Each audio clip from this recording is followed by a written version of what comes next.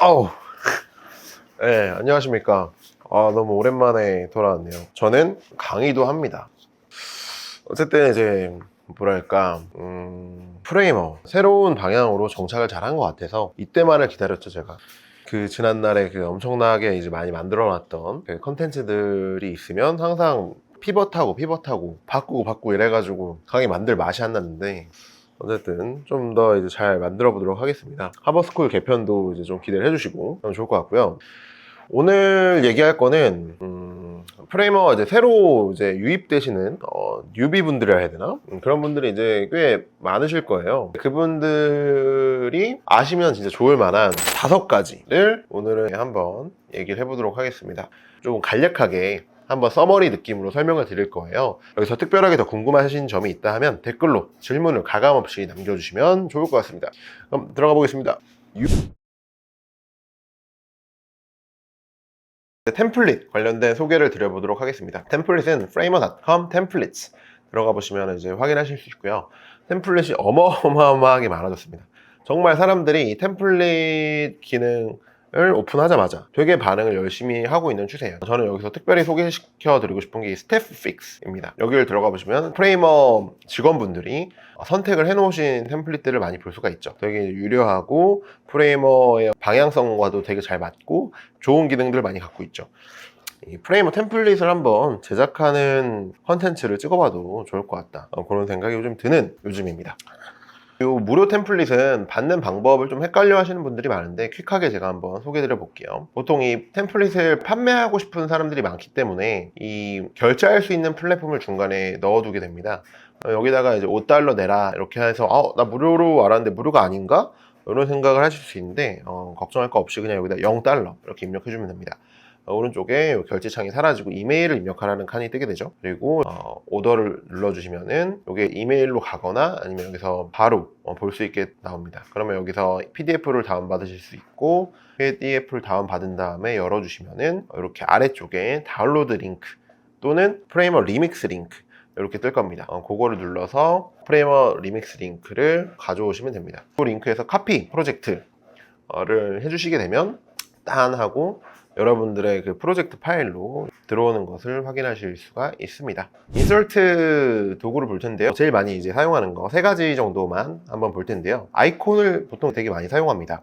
그래서 아이콘 이렇게 눌러주시고 원하는 아이콘을 그냥 드랍을 해주시면 되는 거죠. 아이콘의 종류는 이 오른쪽 여기서 원하는 아이콘 이름으로 바꿔주시면 되고, 그리고 자기가 원하는 아이콘을 여기서 찾을 수 없다 하면 이 피더 사이트 이걸 누르시면은 전체 웹사이트가 다 나오거든요. 여기서 이제 원하는 아이콘 이름을 검색하는 거예요. 뭐 스마일 뭐 이런 게 있죠. 그러면 요거에 대한 이름을 알았으니까 프레이머로 가서 여기다가 스마일을 찾아서 이렇게 눌러주는 거죠. 그 다음에 슬라이드 쇼 많이 쓰시죠. 슬라이드 쇼는 이렇게 한번 넣게 되면 컨텐츠를 여기다 연결을 하라 뜨게 됩니다. 컨텐츠란 무엇이냐, 슬라이드 쇼에서 표현하고 싶은 요소들이 되겠죠. 그래서 저는 여기다가 이미지를 하나 그려서 넣어주도록 하겠습니다. 이렇게 파인애플, 딸기, 감귤 이미지를 넣고요. 여기 우측 상단에 보시면 이렇게 점이 이렇게 있는 걸 볼 수 있어요. 이걸 핸들이라고 표현하고, 이 핸들을 잡아서 원하시는 컨텐츠에다가 연결해 주시면 이 슬라이드 쇼를 사용하실 수 있는 겁니다. 우측 하단에서 이 슬라이드 쇼의 여러 가지 컨트롤들을 확인하실 수 있는데요. 이 드래그블이라는 거를 yes로 두면 이걸 드래그해서 옮길 수가 있는 거죠. 그 다음에 아이템즈, 한 번에 보여지는 아이템 개수를 뭐 여러 가지로 조절할 수 있습니다. 1개에서 2개로 바꿨더니 2개가 한 번에 나오는 걸 할 수가 있죠. 슬라이드 쇼를 잘 쓴 예시가 하나 있는데요. 이건 이제 밴드라는 템플릿에서 사용된 예시인데요. 이 레이어를 보면 이 아래쪽에 슬라이드 쇼가 있죠. 근데 이 슬라이드 쇼는 보면 되게 특이합니다. 마치 이 하이라이트 되는 요소의 위드스랑 하이트가 가운데로 올 때 줄어드는 것처럼 보여집니다. 근데 이것도 그렇게 어려운 게 아닙니다. 보면 이 슬라이드 쇼를 놓고 이 상단의 탑, 바텀으로 하나의 특정한 도형을 삽입해서 슬라이드 쇼 아래쪽이 깎여 보이도록 한 겁니다. 그래서 마지막으로 소개해드리고 싶은 예시는 폼 스파크입니다. 폼을 여러분들이 이제 되게 많이 쓰실 것 같은데요. 왜냐하면 웹사이트는 보여주고 사람들의 어떤 행동을 받는 거니까. 폼 스파크는 말 그대로 폼 스파크라는 서비스에서 제공하는 서비스입니다. 그래서 일단 여기 가입을 하셔야 돼요. 저는 구글로 로그인 해보겠습니다. 그리고 여기서 워크스페이스 하나 만들어 주시고 워크스페이스 이름을 테스트라고 하겠습니다. 그리고 여기서 폼을 하나 만들어 주시면 되겠죠. first form 눌러주시고 그다음에 폼의 이름을 test form 1이라고 하고 여기 밑에 생성을 눌러주도록 하겠습니다. 그러면 이 폼을 다른 데서도 쓸 수 있지만 프레이머에서 쓰시려면 이 상단에 이 폼 아이디라는 게 있습니다. 이거를 선택하시고 복사합니다. 그다음에 프레이머로 가셔서 이 우측 하단 폼 스파크 컨트롤에 id 값에다가 이 값을 넣어주는 겁니다. 그러면은 폼 스파크에 관련된 세팅이 완료가 되었습니다. 물론 밑에 이제 좀 더 원하는 형태로 스타일을 조절하실 수 있습니다. 그리고 나는 뭐 메시지가 필요 없다 그러면 메시지를 이렇게 가릴 수도 있고요. 그리고 이 이름을 바꿀 수도 있습니다. 문의사항. 그리고 요거를 프리뷰로 이제 보고 한번 입력을 해보도록 하겠습니다. 용민 이메일 입력하고 저는 이런 게 궁금합니다. 이런 식으로 하고 사인업을 눌러주시면 이 폼이 방금처럼 제출이 된 것을 확인할 수 있죠. 그럼 이 제출된 정보는 우리는 어디서 확인할 수 있냐? 바로 폼스파크 관리자 패널에서 확인하실 수 있습니다. 여기 서브미션스를 눌러보시면은 방금 제가 제출했던 정보가 그대로 뜨는 것을 확인할 수 있고 외부에서 뭐 제가 일면식도 없는 사람이 이걸 똑같이 이렇게 입력했을 때 똑같이 폼스파크 어드민에 뜹니다. 네, 그리고 이제 스택에 관련돼서 얘기를 드려보도록 하겠습니다. 스택은 이 웹의 트렌드, 그리고 효율성, 그 다음에 반응형과도 연결되는 되게 중요한 개념이기 때문에 여러분들이 꼭 프레임워크를 쓰실 때 숙지하시면 좋을 개념입니다. 일단 사각형을 간단하게 그려주도록 할게요. 이렇게 그리고 색을 좀 입력해 주도록 하겠습니다. 이렇게 눈에 띄도록 색을 입력을 했고요. 다 같은 크기 갖고 있습니다. 이 세 개를 선택한 다음에 우측 마우스 버튼 A드 스택을 눌러주는 겁니다.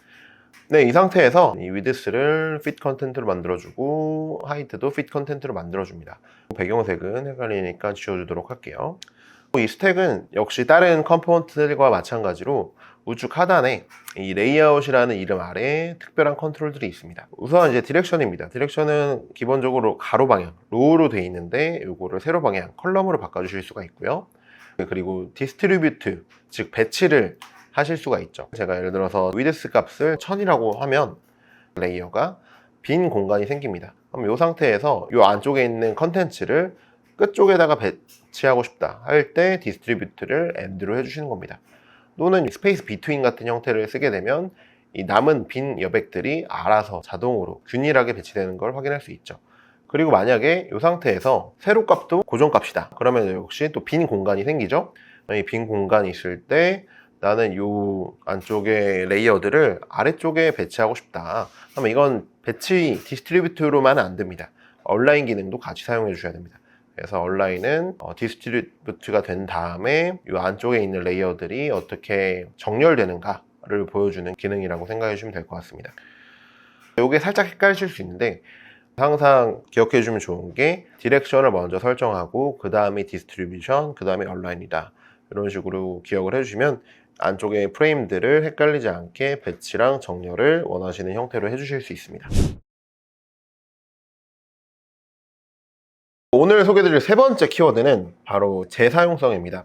프레이머는 진짜 재사용성에 미친 사람들인데요. 재사용성은 두 가지로 이제 쓸 수가 있는데 하나는 컴포넌트랑 그 다음에 또 하나는 스타일즈 라는 개념입니다. 컴포넌트는 제가 여기다가 간단한 버튼 하나 그릴게요. 귀여운 버튼 하나 그렸습니다. 이 버튼은 보통 웹사이트에 정말 많이 사용되는 요소라서 한번 그리면 계속 그 똑같은 버튼들을 재사용하는 게 훨씬 효율적입니다. 그렇기 때문에 버튼을 컴포넌트로 만드는 것이죠.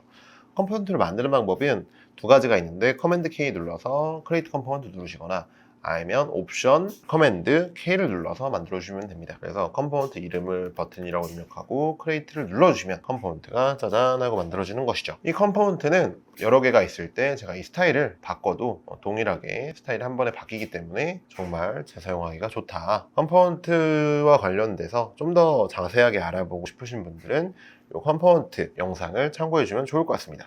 프레이머에서 오피셜하게 제공해주는 여러 가지 재밌는 컴포넌트들이 많아요. 남이 만들어 놓은 것들을 재사용할 때는 여기 카피 버튼 눌러서 복사해 주신 다음에 원하는 곳에다 붙여넣기를 해주시면 이렇게 컴포넌트가 붙여넣어집니다. 이런 것들은 아까 보셨던 다른 컴포넌트들이랑 마찬가지로 우측 하단에 특별한 컨트롤이 생깁니다. 그래서 어떻게 애니메이션 줄 건지, 어떻게 텍스트를 입력할 것인지, 애니메이션에 대한 값들을 어떻게 조절할 것인지 등등 이것들을 넣어주시고 프리뷰를 보게 되시면 이렇게 애니메이션 되는 특별한 컴포넌트를 여러분들도 재사용할 수 있다는 점. 여기는 되게 재밌는 게 많아서 뭐 텍스트 마스크도 있고 이런 이제 지구본을 넣을 수도 있고 그렇습니다. 텍스트 마스크는 이렇게 이미지를 하나 넣게 되면 여기 또 아름다운 또 텍스트를 여러분의 웹사이트에 쉽게 쓸 수 있습니다. 이런 게 옛날에 진짜 다 리액트 개발자들이 하던 거예요. 근데 여러분들이 이제 클릭 2번으로 쓸 수가 있다.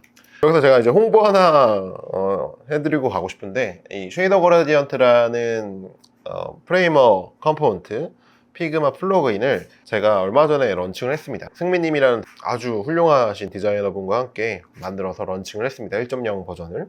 여기도 마찬가지로 요 카피 컴포넌트를 하셔도 되고 리믹스 링크를 하셔도 되는데, 지금 컴포넌트를 붙여넣기 하고 싶으니까 카피 컴포넌트를 한 다음에 프레이머 가셔서 이렇게 붙여넣기를 하시면 되는 겁니다. 이렇게 짜자잔 하고 아름다운 움직이는 그라디언트가 여러분의 캔버스에 뜹니다. 이것도 마찬가지로 쉐이더 그라디언트만의 컨트롤이 있어서 여러분의 취향대로 이 컬러들을 바꿔볼 수도 있죠.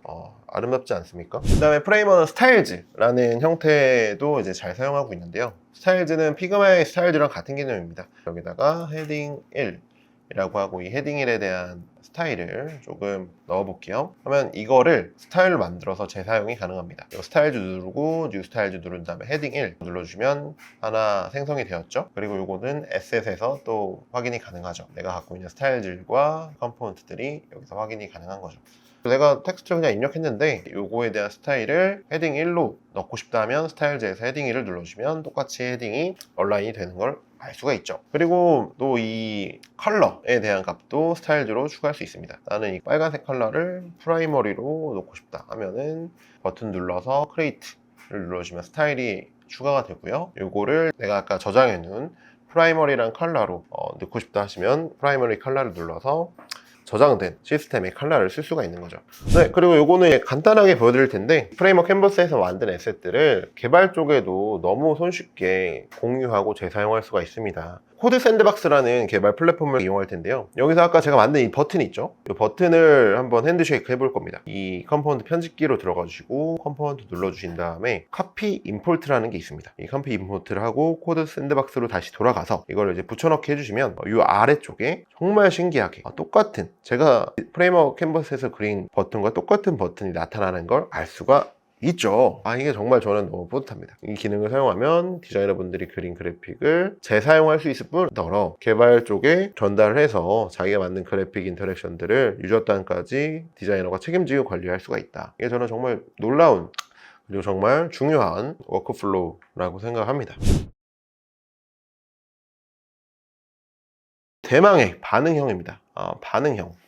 이것도 웹사이트를 만드신다면 빼놓을래야 빼놓을 수 없는 그런 트렌드 개념이죠. 반응형을 만드는 건 되게 간단하고 프레이머가 정말 직관적으로 잘 해놔서 한번 따라해 보시면은 어렵지 않게 따라해 보실 수 있는 방법입니다. 요거는 제가 피그마로 웹사이트 만들기 요거에서 한번 간략하게 설명해 드린 적이 있는데요. 그 방법도 참고해 보셔도 좋고 이 방법도 참고해 보셔도 좋습니다. 우선 이 데스크탑이라고 되어 있는 캔버스가 있죠. 여기서 플러스 버튼 눌러주시고 태블릿 또는 폰을 눌러주십니다. 저는 폰만 누르겠습니다. 그리고 아까 저희가 썼었던 이 컬럼을 그대로 복사해서 데스크탑에다가 붙여넣도록 하겠습니다. 그러면 똑같이 붙여넣어지는 것을 확인할 수가 있어요. 하지만 뭐 폰에서는 좀 잘린다. 이런 것들을 제가 한번 잡아보도록 하겠습니다. 우선 데스크탑에 있는 이 레이어에다가 가로값, 세로값을 오토로 잡아보도록 할 겁니다. fit 컨텐트로 해주시고, 그러면은 이 안쪽에 있는 빈 공간이 줄어들었죠. 그 다음에 안쪽에 있는 붙여넣은 컬럼의 위드스 값을 100%로 해줄게요. 그러면 이렇게 가로로 둘 다 꽉 차는 걸 알 수가 있어요. 그리고 데스크탑에다가 패딩 값을 뭐 한 20 정도 주겠습니다. 그러면 비슷하게 차는데 폰은 뭔가 보기가 힘들잖아요. 진짜 이게 만약에 사진이라고 생각해봐요. 사진이 가로에 저렇게 작은 공간에 다 붙어버리면 내용들을 보기가 되게 힘들어집니다. 그렇기 때문에 이 폰에서는 이 컬럼의 디렉션을 로우가 아닌 컬럼으로 바꿔줍니다. 그래서 이 똑같은 컨텐츠를 스크롤 하면서 좀 더 쉽게 볼 수 있게끔 하게 되는 거죠. 그리고 여기는 이제 안쪽에 1대 2대 1의 비율이 유지되는데 여기는 그 비율이 유지되지 않죠. 그래서 두 번째 프레임을 가로 값을 1FR로 해주고 하이트 값을 2FR, 그 다음에 다른 요소들의 하이트는 1FR로 바꿔줍니다. 그럼 똑같이 세로 방향으로 이 컬럼의 비율이 생긴 것을 확인하실 수가 있습니다. 제가 이 스택의 방향이나 세부적인 컨트롤을 바꾸긴 했지만 이 스택 안쪽에 있는 프레임들의 세부적인 디테일은 바뀌지 않았어요. 요거의 색깔이 바뀌지 않았다는 얘기죠. 만약에 이 안쪽에 있는 스택의 프레임의 색깔을 또 바꾼다 그러면은 이게 그대로 따라오는 걸 알 수가 있죠. 즉 이 모바일 반응형을 잘 설정해 두면 내가 데스크탑에서 컨텐츠를 나중에 업데이트 했을 때 모바일에서 한 번 더 만질 필요가 없다. 그렇기 때문에 이제 되게 효율적인 거죠. 다음은 많이 헷갈리실 수 있을 만한 오토 위드스 하이트입니다. 요거는 살짝 긴 텍스트가 하나 필요한데요. 이런 사이트 가서 제가 긴 텍스트를 하나 가져오겠습니다. 그리고 여기다 붙여 넣도록 하겠습니다. 붙여넣으면 보시는 것처럼 길기 때문에 엄청 잘려요. 그래서 이거에 대해서 보통 이 가로 길이를 고정값으로 나는 뭐 500만 해주겠다. 그러면 이렇게 이제 아래로 쭉 떨어지는 걸 볼 수가 있죠. 그러니까 이 위드스를 고정값으로 해줬을 때 이 그로우, 즉 오토 위드스 하이트 값이 아래로 설정되기 때문에 그렇게 설정된 것이고요. 오토 그로우가 적용되는 게 싫다 하시는 분들은 그로우에서 오토 하이트이 아닌 픽스드 사이즈를 눌러주시면 하이트 값도 고정값이 됩니다. 그러면 빈 공간이 생기는 그런 텍스트를 만들어 줄 수가 있는 거죠. 오토 위드스 하이트는 제가 아까 만든 스택에도 똑같이 적용이 됩니다.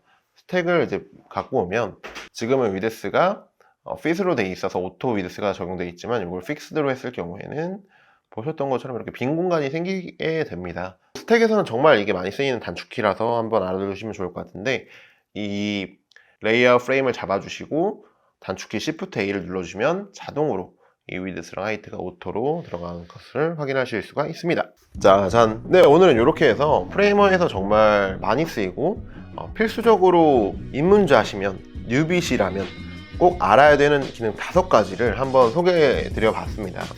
어떠셨나요?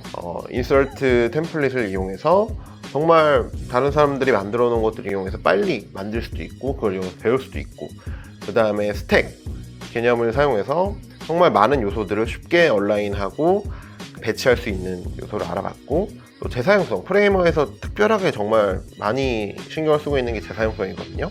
프레이머에서 제공하는 것뿐만 아니라 외부에서 만들어진 것들을 가져다 쓸 수도 있고 내가 만든 특별한 컴포넌트를 외부에 다른 사람에게 또 이제 개발팀에게 전달할 수 있다는 거, 이런 것들이 되게 놀라웠다고 저는 생각을 하고요. 그 다음에 이제 반응형을 통해서 데스크탑에 만들어진 요소들이 모바일이나 태블릿에서 그대로 연결되지만 그 작은 레이아웃에서 다르게 보여져야 되는 요소들을 어떻게 컨트롤하는지 보셨을 거라고 생각합니다. 그 다음에 헷갈릴 만한 오토 위드스 하이트 개념, 텍스트에서 또 컴포넌트에서 개념들을 이제 봤고요. 5가지를 설명드렸는데 여기서 특별하게 또 이거는 설명이 필요하다 그렇다면 댓글로 달아주세요.